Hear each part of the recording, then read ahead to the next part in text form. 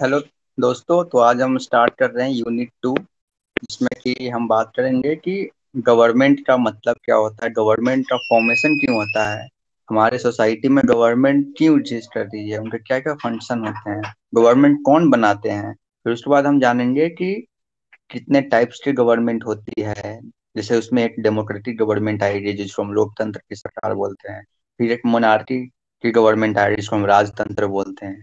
तो democratic government की जब हम बात करते हैं तो उसमें आएगा कि क्या क्या एलिमेंट्स होते हैं डेमोक्रेटिक गवर्नमेंट के, किन किन उनके वो क्या क्या मानक होते हैं जिसके बेसिस पे हम बोलते हैं कि ये जो सरकार है वो डेमोक्रेटिक गवर्नमेंट है। जैसे हम बोलते हैं कि इंडिया में डेमोक्रेसी है, तो क्या क्या एलिमेंट्स हैं जिसके बेसिस पे हम बोलते हैं कि इंडिया में डेमोक्रेसी है। परंतु बहुत सारे देशों में मोनार्की है, राजतंत्र, जैसे सऊदी अरेबिया में ले लें या फिर यूएई में ले लें, वहाँ पे लोकतंत्र नहीं है। वहाँ पे कुछ फैमिली के कुछ राजाएं जो हैं, मोनार्की जो है, किंग जो है, वो शासन करते हैं। उन्हीं की फैमिली से हर बार कोई ना कोई राजा बनता है। तो इस तरह की चीजों पे हम यहाँ पे बात करने वाले हैं। तो स्टार्ट करते हैं। यूनिट 2 का जो पहला चैप्टर है वो है गवर्नमेंट। तो सबसे पहले ये क्वेश्चन दिमाग में आता है कि गवर्नमेंट की जरूरत क्यों पड़ी आखिर समाज में। जो हम बोलते हैं कि राज्य सरकार या भारत सरकार या फिर जो लोकल गवर्नमेंट होती है, चाहे वो पंचायती राज के सिस्टम हो या फिर अर्बन गवर्नमेंट, जो शहरी क्षेत्र में जो म्यूनिसपालिटी की गवर्नमेंट होती है, वो क्यों चाहिए हमें, क्यों सरकार चाहिए। हम बिना सरकार के भी तो हम रह सकते हैं। पर यदि हम बिना सरकार के रहें, कि मान लो कि हमारी सोसाइटी है, यहाँ पे बहुत सारे पर्सन है, 1 2 3 4 5 6, ये इतने 6 लोग रहते हैं इस सोसाइटी में। मान लो कि ये बीच में एक तालाब है। ये 6 लोगों को मान लो कि पानी पीने की जरूरत है, या बहुत सारे चीजों को करने के लिए हर एक लोगों को पानी की जरूरत होती है, चाहे वो पानी पीने के लिए हो या फिर और भी घर के अदर काम को करने के लिए पानी की जरूरत हो, खाना बनाने के लिए पानी की जरूरत हो। पर मान लो कि इन 6 लोगों में जो छठा व्यक्ति है, ये सबसे डोमिनेंट व्यक्ति है। डोमिनेंट का मतलब कि बहुत पावरफुल है पैसों के मामले में, इसके पास बंदूक वगैरह हैं, और भी बहुत सारी चीजें हैं जिसके कारण ये पूरे तालाब को ये कब्जा कर सकता है।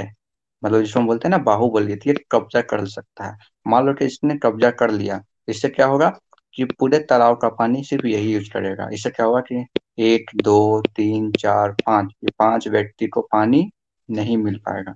यदि 5 व्यक्ति को पानी नहीं मिल पाएगा तो समाज में क्या होगा, इंस्टेबिलिटी आ जाएगी। सिर्फ यही 5 व्यक्ति पानी का यूज करेगा, और ये पांचों व्यक्ति पानी नहीं मिलने की वजह से इनकी जिंदगी समाप्त हो सकती है। तो हमने क्या देखा कि अभी समाज में यदि कोई सरकार रहे, एक ऊपर के कोई एक बॉडी रहे, यदि वो सरकार जो है यदि रहे कि यहाँ पे, तो वो क्या करेगी, कोई भी जो व्यक्ति है, चाहे वो छठा व्यक्ति क्यों नहीं हो, पहला दूसरा तीसरा चौथा पांचवा कोई व्यक्ति क्यों नहीं, उसको रोकेगी। इसको कंट्रोल करने के लिए वो क्या करेगी कि सबको पानी को इक्वली वे में, बराबर वे में, जितना जरूरत है उसके अकॉर्डिंग उनको यूज करने देगी। इसलिए हमें सरकार की जरूरत पड़ती है। तो ये मैंने एक एग्जाम्पल लिया कि कैसे क्यों सरकार की जरूरत पड़ी है। ऐसे बहुत सारे क्षेत्र होते हैं जहाँ पे सरकार की जरूरत होती है। कि जैसे मैं एग्जाम्पल ले लूँ कि मान लो कि हमारे भारतीय समाज में आप देखे होंगे कि कुछ लोग जो होते हैं, कुछ समाज के कुछ वर्ग जो हैं बहुत पिछड़े हैं। जैसे आप एससी की बात कर लें, एसटी की बात कर लें, या फिर हमारे जो ओल्ड एज पॉपुलेशन हो, जो बूढ़े लोग होते हैं, उनको बहुत सारी चीजों को करने में वो असमर्थ होते हैं, क्योंकि वो फिजिकली कैपेबल नहीं है चीजों को करने में। वो रिटायर्ड हो जाते हैं 60 साल के बाद, तब उनको पैसे भी तो चाहिए 60 साल के बाद। पर वो तो जॉब से रिटायर हो गए हैं, तो उनको सपोर्ट करने के लिए उनकी फैमिली होती है, बट हर फैमिली तो उनको सपोर्ट नहीं कर पाती है। तो उनको फिर कोई होना चाहिए ना उनको पैसे देने के लिए, कुछ पेंशन देने के लिए, कोई स्वास्थ्य सेवा देने के लिए फ्री ऑफ कॉस्ट। तभी उनके पास पैसा तो नहीं है कि जो स्वास्थ्य सेवा को, जो महंगी स्वास्थ्य सेवा है, उनको वो अफोर्ड कर सकें।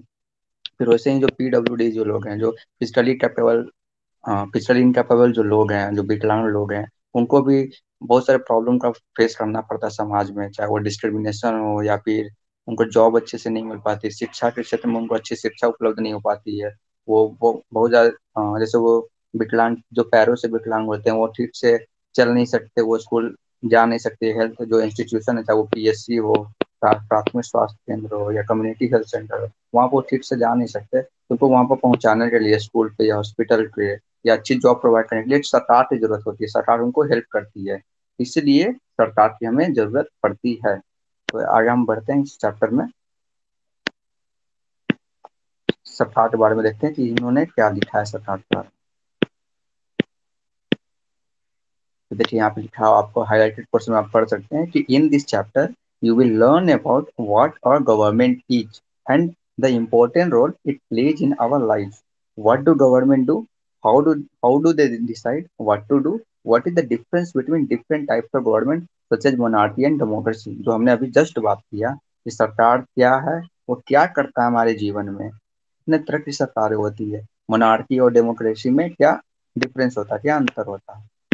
तो आपने देखा होगा बहुत सारे पेपर्स में आप पढ़ते हुए, चाहे वो हिंदुस्तान हो, दैनिक जागरण हो, तो आपको या फिर द हिंदू हो या फिर हिंदुस्तान टाइम्स हो, तो आपने बहुत सारे ऊपर पर जो हेडलाइंस होते हैं वो इस तरह के हेडलाइंस मिलते होंगे, तो ये एक हेडलाइंस हो गया, ये एक हेडलाइंस हो गया, ये हो गया, ये हो गया, ये हो गया। तो इसे हम पढ़ते हैं कुछ हेडलाइन, ये सब क्लिप लिया गया, उसी का फोटो यहाँ पे चिपका दिया गया है। इससे पहला हेडलाइंस है कि government sought to protect right of unorganised worker.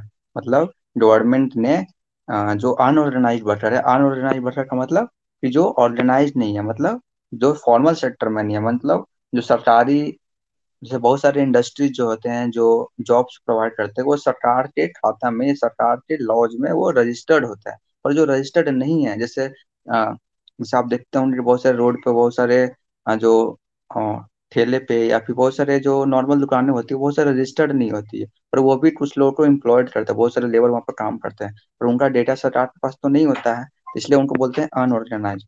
पर उनको क्या दिक्कत होती है कि सरकार जो भी स्कीम्स चला रही है, तो वो स्कीम्स का फायदा इनको मिलता नहीं है क्योंकि वो रजिस्टर्ड नहीं है। इसलिए तो यहाँ पे लिखा हुआ है कि government sought to protect rights of unorganise worker, मतलब सरकार ने ये बोला है कि हम उनके राइट्स को प्रोटेक्ट करने के लिए कुछ कदम उठाएंगे।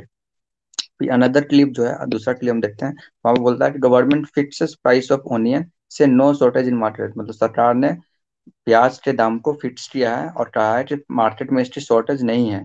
फिर उससे हम यहाँ पे देखते हैं कि detailed plan to tackle flood sources government, मतलब सरकार ने ये बोला है कि बाढ़ से निपटने के लिए डिटेल प्लान जल्द ही आने वाला है। फिर क्या है यहाँ पे, supreme court can have 5 more जजेस गवर्नमेंट, मतलब गवर्नमेंट सरकार ने ये बोला है कि सुप्रीम कोर्ट के पास 5 और जजेज होंगे।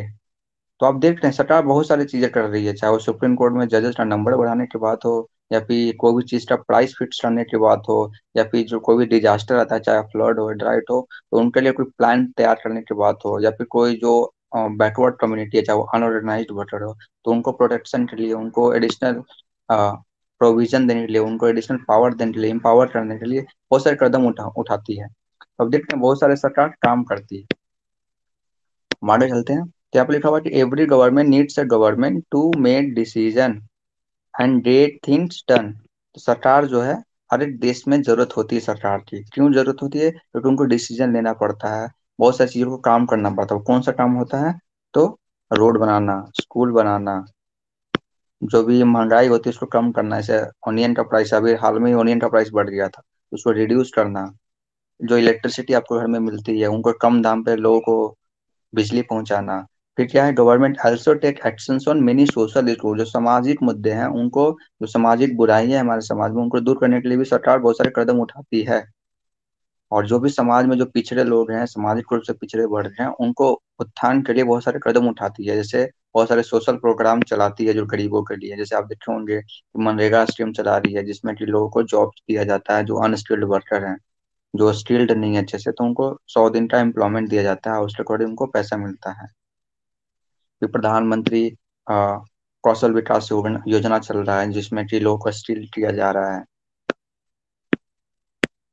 फिर आगे बढ़ते हैं, फिर क्या हुआ कि government also has the job of protecting the boundaries of country and maintaining peaceful relation with other country, मतलब सरकार का ये भी जिम्मेवारी है कि हमारे देश की जो सीमा है, सीमा को सुरक्षित रहे, ताकि दूसरी जो हमारे पड़ोसी देश है वो हमारे सीमा के अंदर प्रवेश ना कर जाए और हमारे ऊपर कब्जा ना कर ले। जैसे आपने अभी देखा होगा कि भारत और चाइना के भी अभी बाउंड्री डिस्प्यूट हुआ था, सीमा पर भी कुछ विवाद हुआ था लद्दाख एरिया में। वहां पे क्या हुआ था कि हमारे सरकार ने एक अच्छा कदम उठाया, वहां पे अपने फोर्सेस को और स्ट्रॉन्ग किया, वहां पे 24 24 घंटा हमेशा वहां पर फोर्सेस को मेंटेन रखा। और अभी क्या हुआ कि धीरे धीरे दोनों देश में, भारत और चाइना के बीच में बात हुआ। अब धीरे धीरे वहां से यदि चाइना के कुछ फोर्स यदि आए होंगे, ऐसा आया तो नहीं है पर आए होंगे, तो धीरे धीरे डिसएंगेज हो रहे हैं, वहां पे अपने अपने जो ओरिजिनल पोजीशन है वहां पे जा रहे हैं, एलएसी कह रहा हूँ। फिर अभी रिसेंटली क्या हुआ कि भारत और पाकिस्तान के बीच आप पढ़े होंगे न्यूज में कि सीज फायर वायलेशन जो होता था अभी उस पर रोक लगा दी गई है, ताकि जो 2003 में जो हमारी एग्रीमेंट साइन होती भारत पाकिस्तान के बीच में सीज फायर वायलेशन को रिलेटेड, वो अभी उस एग्रीमेंट को मेंटेन करने की बात की गई थी। क्यों हुआ? क्योंकि हमारी भारत की सरकार ने, मैं बार बार बोल रहा हूँ सरकार, भारत की सरकार ने पाकिस्तान सरकार से बात किया, दोनों सरकारें ने बात किया, और उन्होंने ये दोनों में सहमति बनी कि हमें बाउंड्री जो भी है इंडिया पाकिस्तान की बाउंड्री को उसको पीसफुल बनाने की जरूरत है, वहां पे शांति व्यवस्था फिर से व्यवस्थित करने की जरूरत है। तो ये सब कौन कर रहा है? सरकार ही कर रहा है, तो इसलिए सरकार की जरूरत पड़ती है।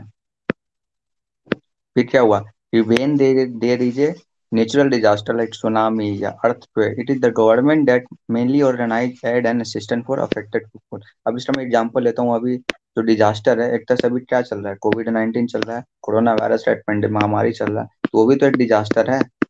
एक वायरस ने पूरे तरह से महामारी फैला दिया पूरे विश्व में, भारत को इंक्लूडिंग करके। तो यहाँ पे हमारी सरकार का रोल बहुत महत्वपूर्ण हो गया था। लास्ट 1 साल में सरकार ने 6 महीने तक लॉकडाउन रखा। क्यों लॉकडाउन रखा? क्योंकि वायरस दूसरे एरिया में प्रवेश ना करे या फिर बहुत तेजी से ना फैले, बहुत लोगों को ये अफेक्ट ना करे। उसके साथ साथ लॉकडाउन के साथ साथ और सरकार ने क्या किया, जो सबसे ज्यादा अफेक्ट हुए थे, जो सबसे ज्यादा लोग प्रभावित हुए थे, उनके लिए बहुत सारे कदम उठाए गए हैं। जैसे अभी लोगों को 5 किलो का अनाज फ्री में दिया गया, जो गरीब वर्ग हैं। फिर अभी एमएसएमई जो सेक्टर है उनके लिए बहुत सारे जो लोगों ने लोन लिया था उनको लोन देने की बात बोली गई है, या फिर जो लोन पहले लिया था उनको जो पेमेंट का जो समय था उनको बढ़ा दिया गया है। इसके साथ साथ बहुत सारे जो जॉब थे, जॉब से जो प्राइवेट कंपनी बहुत सारे लोगों को निकाल दिया था, उनको वापस से जॉब दिलाने के लिए सरकार बहुत सारे कदम उठा रही है। तो अब देख रहे हैं कि जो सरकार होती है, जो भी लोग अफेक्टेड होते हैं डिजास्टर से या कोई भी प्रॉब्लम से, उनको फिर से रिहेबिलिटेट करने के लिए, उनको फिर से उनके वापस स्थिति में वापस लाने के लिए उनको बहुत सारे कदम उनके लिए उठाती है। तो फिर यहाँ पे आगे बढ़ते हैं, देखते हैं कि बहुत सारे इतने सारे समाज जो काम तो है सरकार कर रही है। तो अब यहाँ पे देखते हैं कि क्या लिखा हुआ है कि perhaps you are wondering how government managed to do all this and why it is necessary for them to do so। अब ये क्वेश्चन उठता है कि ये इतने सारे काम सरकार कैसे करती है? यदि सरकार कोई एक व्यक्ति है, तब तो इतने सारे काम, उसको हर चीज काम करना है, डिजास्टर भी रोकना है, जो महामारी को भी रोकना है, स्कूल भी बनाना है, रोड भी बनाना है, सुरक्षा भी प्रदान करना है, जो पिछड़े लोग हैं उनको उत्थान भी करना है, हमारे जो सीमा है इलाका है, इस सीमावर्ती इलाकों को भी सुरक्षित रखना है। तो इतने सारे काम एक आदमी तो नहीं करता होगा। अगर सरकार एक बहुत बड़ी चीज होती है, उसके बहुत सारे लेवल्स होते होंगे, हर एक लेवल पे सरकार का एक अपना रोल फिक्स होता होगा कि हाँ भाई, इस सरकार में ये जो बॉडी है वो सिर्फ यही काम करेगी, फिर उसके ऊपर का जो बॉडी है वो सिर्फ ये काम करेगी। एक प्रॉपर ऑर्गेनाइज होता हुआ चीज है, और सब लोग एक साथ मिलकर काम करते होंगे। कि मान लो कि लोअर लेवल पे कुछ काम अच्छे से नहीं हुआ, तो वो अपर वाले से कंसल्ट करते होंगे, फिर वो अपने ऊपर वाले से कंसल्ट करते होंगे। तो यही चीज होती है हमारे इंडिया में भी, और हर जगह जहाँ भी सरकार एग्जिस्ट करती है। और क्या होता है, इसके साथ साथ कुछ कानून होते होंगे, जिसमें कि कानून, जिसको हम लॉ बोलते हैं या रूल्स बोलते हैं, उन कानून को भारत के हर एक नागरिकों को या देश के हर एक नागरिकों को फॉलो करना होता हो। जैसे हम मान लें कि हम जनरली देखते हैं कि रोड पे जितने भी लोग होते हैं वो जनरली लाइसेंस के साथ अपना गाड़ी चलाते हैं। यदि लाइसेंस के साथ गाड़ी नहीं चलाएं तो क्या होगा? जो जिनको अंडर 18 लोग हैं या फिर जो जिनको गाड़ी चलाना भी नहीं आता, थोड़ा सा भी आता, वो भी गाड़ी चलाने लगेंगे। इससे क्या हो सकता है कि एक्सीडेंट भी हो सकता है। इसलिए लाइसेंस सिस्टम लाया गया, कानून लाया गया। इससे क्या हुआ कि सारे लोगों को फॉलो करना होगा। सारे लोग फॉलो करेंगे तो क्या होगा कि एक्सीडेंट कम होगा। इससे समाज में एक क्या होगा, एक सुरक्षित माहौल भी बनेगा, एक्सीडेंट कम होगा। ये क्या हुआ, एक कब क्यों हो रहा है? क्योंकि हम कानून लाए। कानून कौन लाया? सरकार लाया। तो यही वही चीज यहाँ पे लिखा हुआ है कि some rules has to be made that apply to everyone. For example there is a need to control resources. जब भी मैंने एग्जाम्पल दिया था कि 5 लोग हैं, बीच में एक तालाब है, सबको पानी चाहिए। मान लो कि एक व्यक्ति डोमिनेंट हो जाएगा तो बाकी 4 लोगों को तो पानी नहीं मिल पाएगा। इसलिए कुछ कानून तो होना चाहिए जिससे कि ये जो पानी का जो रिसोर्स है वो सबको अपनी इच्छा के अनुरूप या फिर जितना जरूरत है सब कुछ के अकॉर्डिंग सबको मिले। इसलिए हमें कानून की जरूरत पड़ती है। अब जैसे अभी मैं बात कर रहा था लेवल्स ऑफ गवर्नमेंट, सरकार को एक आदमी तो नहीं चलाता होगा, बहुत लेवल पे एग्जिस्ट करती होंगी। वो क्या लेवल है? जैसे हम इंडिया में हम बात करें, हमारे यहाँ 3 लेवल पे होती है। पहले लोकल गवर्नमेंट होती है, जिसमें हमारा पंचायती राज होता है, जिसमें हमारा मुखिया होते हैं, सरपंच होते हैं। वो गाँव के लेवल पे अपना बहुत सारे सरकार की योजना को इम्प्लीमेंट करते हैं। फिर और क्या हुआ, शहरी क्षेत्र में म्यूनसिपालिटी होती है, जिसको हम अर्बन लोकल बॉडी बोलते हैं, या म्यूनिसिपल कॉर्पोरेशन होता है, नगर पंचायत होता है। इसके ऊपर हम जाए तो क्या होता है, स्टेट गवर्नमेंट होती है, इसमें राज्य सरकार होती है। हर एक राज्य में राज्य सरकार होती है, जैसे बिहार सरकार हो गया है, उत्तर प्रदेश सरकार हो गया, महाराष्ट्र सरकार हो गया। वैसी सबसे ऊपर कौन सी होती है? यूनियन गवर्नमेंट, जिसको बोलते हैं केंद्र सरकार, जिसमें प्राइम मिनिस्टर होते हैं, काउंसिल ऑफ मिनिस्टर होता है। ये सब सबसे टॉप लेवल की गवर्नमेंट है। ये सब तीनों एक साथ मिलकर काम करती है। वो यूनियन गवर्नमेंट स्टेट गवर्नमेंट को गाइड करती है, स्टेट गवर्नमेंट लोकल गवर्नमेंट को गाइड करती है। तो इस तरह से हमारे यहाँ सरकारी जो तंत्र है चलती है इस तरह से। ये हमारे इंडिया का मैप है, ये आप देख रहे होंगे, यहाँ पे स्टेट लेवल का मैप बना हुआ है। हरियाणा है, राजस्थान है, ये उत्तर प्रदेश है, ये एमपी है, ये बिहार है। ये हर एक राज्य में एक अपनी राज्य सरकार है। और एक ऊपर ऊपर पूरे इंडिया का एक सरकार है जो यहाँ पे बैठती है दिल्ली में, जिसको बोलते हैं केंद्र सरकार। अब सबसे जो तीसरा सरकार है वो क्या है? Local government. तो इसको हम और नीचे जाए, ये हमारा एडमिनिस्ट्रेटिव यदि और नीचे इसको दिया तो इसे डिवाइड कर दिया गया हर एक स्टेट को डिस्ट्रिक्ट में। जैसे ये बिहार है, ये यूपी है, यूपी में आप देख रहे होंगे बहराइच यहाँ पे है। वो बहराइच में ये लोकल गवर्नमेंट होगी, लोकल अथॉरिटी होगी, पीआरआई होगा, पंचायती राज सिस्टम होगा, मुखिया होगा। फिर उसके ऊपर क्या होगा? जिला होगा, श्रावस्ती जिला वहाँ पे होगा, वहाँ पे डीएम बैठता हुआ। सब एक अपना अपना लेवल बना हुआ गवर्नमेंट, उसके अकॉर्डिंग अपना वो काम करते हैं।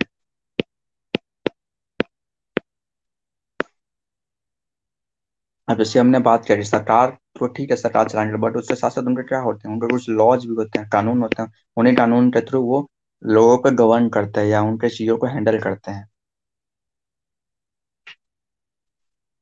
तो यार वही चीज यहाँ पे लिखा हुआ है कि government makes laws and everyone has to follow it. जो भी सरकार में हम लोग हैं, जो सरकार में लोग हैं वो कानून बनाते हैं। जो देश में नागरिक हैं उन कानून को फॉलो हमें करना पड़ता है। जैसे अभी लॉकडाउन लगा था, तो हमें सबको फॉलो करना था लॉकडाउन को।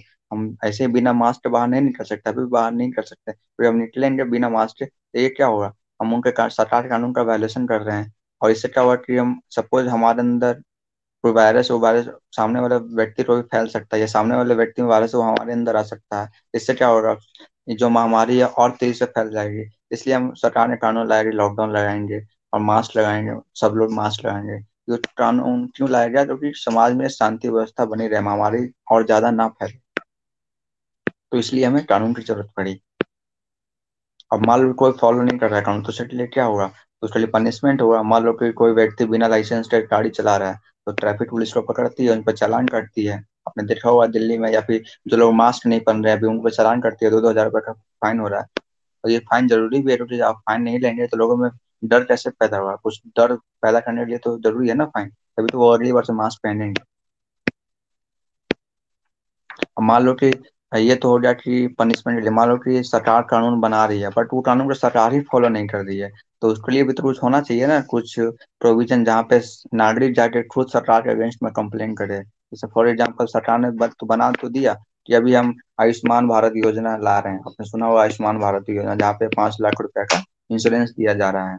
पर मान लो कि जो व्यक्ति, जो गरीब आदमी है, वो एलिजिबल इस योजना के लिए, पर उसको फिर भी 5 लाख रुपए का इंश्योरेंस नहीं मिल पा रहा। वहाँ के जो लोकल अधिकारी हैं या वहाँ करप्शन में इन्वॉल्व हैं, ठीक से वो जितना समय में मिलना चाहिए पैसा, वो पैसा मिल नहीं रहा है। तो क्या होगा? वो कोर्ट में जाएगा उस सरकार के अगेंस्ट में। कोर्ट क्या लेगा? संज्ञान लेगा मामले का, गवर्नमेंट को ऑर्डर देगा कि आप इस व्यक्ति को इस स्कीम्स का फायदा दीजिए आप, क्योंकि ये व्यक्ति इसका नीडी है। तो इसलिए हमारे यहाँ कोर्ट बना हुआ था कि जो सरकार के कानून है, सरकार के जो कानून है उसको इन्फोर्स किया जाए। लोगों का जो भी राइट्स मिला वो राइट को एंजॉय कर सके सिटीजन हमारे।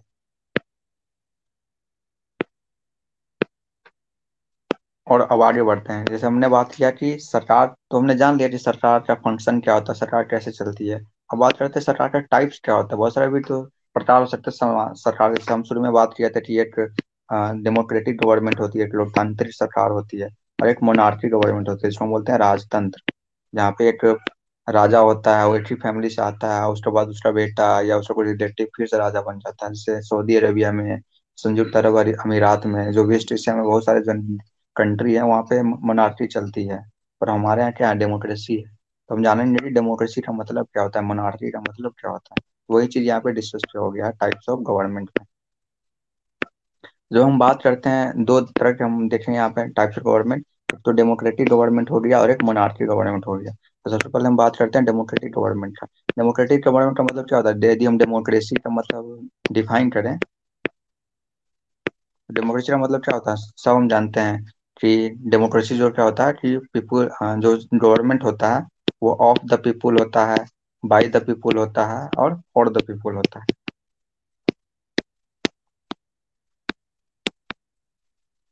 ऑफ द पीपुल मतलब लोगों का सरकार, बाय का बोलो मतलब लोगों के द्वारा सरकार, और लोगों के लिए मतलब वैसी सरकार जो लोगों के द्वारा बनाई गई हो और लोगों के लिए काम करती हो, है ना। और उस सरकार में जो लोग हैं वो लोग ही बैठे हुए हैं, लोगों के ही रिप्रेजेंटेटिव हैं। इसलिए हम क्या बोलते हैं डेमोक्रेसी। हमारे इंडिया में क्या है, डेमोक्रेसी है। क्योंकि अब हम बात करते हैं डेमोक्रेसी, तो डेमोक्रेसी में दो तरह होती है। एक होती है डायरेक्ट डेमोक्रेसी होती है, एक होती है इनडायरेक्ट डेमोक्रेसी। दोनों में अंतर क्या है, तो डायरेक्ट डेमोक्रेसी में यहाँ पर लोग खुद पावर एंजॉय करते हैं। मतलब जितने भी समाज के लोग हैं वो खुद कानून, खुद व खुद हर एक सिटीजन खुद कानून बनाने का अधिकार है उसको। ऐसा नहीं कि वो कुछ ही लोग कानून बना सकते हैं। मतलब यदि समाज में 10 लोग हैं तो हर 10 लोग कानून बना सकता है। पर तो इनडायरेक्ट में ऐसा नहीं होता। इनडायरेक्ट में क्या होता है कि लोगों के कुछ रिप्रेजेंटेटिव, मान लो ये 10 लोग हैं, इन्हीं में से कोई 2 लोग अपने में से इलेक्ट करके इसको सरकार बना दिया। अब ये 2 लोग, ये 10 लोग हैं, उनके अकॉर्डिंग अपना कानून बनाता है। इसको क्या बोलते हैं, इनडायरेक्ट डेमोक्रेसी। हमारे यहाँ क्या है, इनडायरेक्ट डेमोक्रेसी है, जिसको हम बोलते हैं रिप्रेजेंटेटिव डेमोक्रेसी। रिप्रेजेंटेटिव का मतलब क्या होता है कि हम हमारे देश के जो लोग हैं वो अपने रिप्रेजेंटेटिव ढूंढते हैं। वो कैसे ढूंढते हैं, तो इलेक्शन के थ्रू। वो इलेक्शन के थ्रू अपने में से कुछ लोग को इलेक्ट करते हैं, और वो जो इलेक्टेड लोग हैं वो जाके सरकार बनाते हैं। जैसे एग्जाम्पल हम ले लिया जाए तो हमारे इंडिया में क्या होता है, लोकसभा का इलेक्शन होता है, राज्यसभा का इलेक्शन होता है, फिर पंचायत का इलेक्शन होता है। लोकसभा इलेक्शन में किसका चुनाव करते हैं, एमपी का चुनाव करते हैं, सांसद का, मेंबर ऑफ पार्लियामेंट। राज्यसभा में पीएमपी का चुनाव होता है, वो इनडायरेक्टली करते हैं एमपी जो लोकसभा के हैं। फिर राज्य लेवल पे हम बैठे हैं राज्य सरकार का, तो राज्य सरकार में क्या होता है, हम एमएलए का इलेक्शन, एमएलए को चुनते हैं। जो विधायक होते हैं, ये एमएलए क्या होता है, अपने एमएलए के चीफ मिनिस्टर अपॉइंट करते हैं। फिर उसी में पंचायत लेवल पे क्या होता है, मुखिया को चुनते हैं, सरपंच को चुनते हैं, वार्ड सदस्य को चुनते हैं। वैसे अर्बन एरिया में क्या होता है, मेयर का इलेक्शन होता है, डिप्टी मेयर का इलेक्शन होता है। तो ये सब हम क्या हो रहे हैं, अपने में से कुछ रिप्रेजेंटेटिव चुन रहे हैं, वो सरकार में जाते हैं, सरकार के जो भी तंत्र है उसको चलाते हैं। इसलिए हम क्या बोलते हैं इसको, रिप्रेजेंटेटिव डेमोक्रेसी। इनडायरेक्ट डेमोक्रेसी का ये पार्ट होता है। तो वही चीज को यहाँ पे दिखाया गया। अब मान लो कि यहाँ पे हमने क्या किया, हम अपने अकॉर्डिंग सरकार को चुने।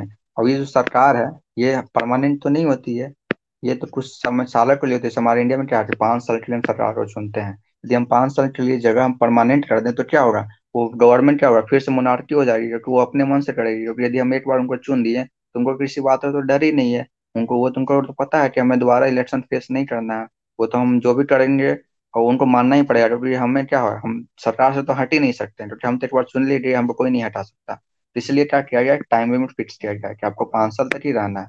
5 साल से ज्यादा आप नहीं रह सकते हैं। 5 साल से ज्यादा आप रहेंगे तो आपको दोबारा इलेक्शन में आना पड़ेगा। आपको फिर से लोगों का जो होता है विश्वास वो जीतना पड़ेगा इलेक्शन के थ्रू। इसलिए 5 साल रखा गया, ताकि सरकार जो है टायरेंट ना बने, वो राजा ना बने, अपने आपको वो राजा ना मान सके। और वो हमेशा लोगों की जो ख्याल है, उनका जो इंटरेस्ट है, उनको हमेशा देखते रहे, उनके अकॉर्डिंग वो काम करते रहे। तो इसलिए हम बोलते हैं कि डेमोक्रेसी तभी तो है, लोगों का, लोगों के द्वारा, लोगों के लिए काम करना। वो कब होगा, जब सरकार हमेशा लोगों को बारे में सोचते रहे, उनको लोगों का डर भी हो, क्योंकि उनको पता है वो काम नहीं करेंगे तो लोग अगले इलेक्शन में उनको वोट नहीं देंगे। तो अब हम देखें डेमोक्रेसी में इलेक्शन होता है। अब देखें कि लोग जो पार्टिसिपेट करते हैं सरकारी, जो लोकतांत्रिक सरकार में। यहाँ पे आप देखिएगा तो डेमोक्रेटिक गवर्नमेंट वही चीज बातें बोली गई है जो अभी हमने डिस्कस किया। तभी हमने देखा कि एक इलेक्शन जो है जिसके माध्यम से लोग जो है सरकार में पार्टिसिपेट करते हैं। तो क्या सिर्फ इलेक्शन नहीं होता जिसके थ्रू लोग जो है सरकार में पार्टिसिपेट करते हैं, और भी चीजें तो होती है पार्टिसिपेट करने का। तो कौन से तरीके हैं जिसके थ्रू पार्टिसिपेट करते हैं, तो वो हम अगले चैप्टर में पढ़ेंगे। वो यही है यहाँ पे चैप्टर 4 में, की एलिमेंट्स ऑफ डेमोक्रेटिक गवर्नमेंट, जहाँ पे हम जानेंगे कि आखिर जो लोग हैं वो सरकार तो चुन लेते हैं 5 साल के बाद, पर और भी तरीके तो हैं जिनके थ्रू सरकार जो 5 साल के लिए चल रही है, वो 5 साल के लिए जो सरकार चल रही है उनको कंट्रोल भी तो करना है ना लोगों के द्वारा। वो 5 साल में सरकार अपने आप मनमानी ना करने लगे, इसलिए कुछ ग्रुप भी होना चाहिए, कुछ बॉडी होना चाहिए लोगों का, जिसके थ्रू सरकार को कंट्रोल किया जा सके। इसलिए इस चैप्टर में उस चीजों को डिस्कस करेंगे। तो तब तक के लिए धन्यवाद।